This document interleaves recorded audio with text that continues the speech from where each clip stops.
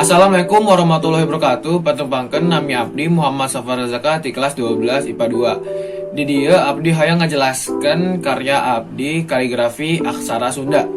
Janten ieu kaligrafi abdi. Ieu teh segem-segem mutiara.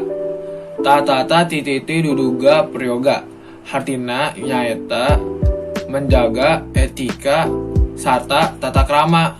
Anu dimaksud nyaeta urang minangka jalmi anu sae sarta boga iman kedah tiasa ngajaga etika sarta tata krama.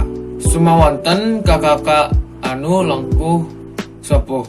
Abdi di dieu menggunakan aplikasi digital nyaeta Adobe Illustrator atau singkatna AI. Abdi di dieu buat sorangan.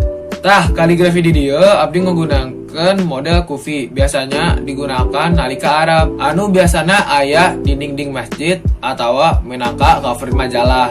Sarta abdi ngararakeunna ka aksara Sunda karena taacan aya anu menggunakan kaligrafi Sunda menggunakan model kufi. Selena atau supertos aksara Jawa jeung aksara nalika Arab. Kira langkung na minta hapunten. Wassalamualaikum warahmatullahi wabarakatuh.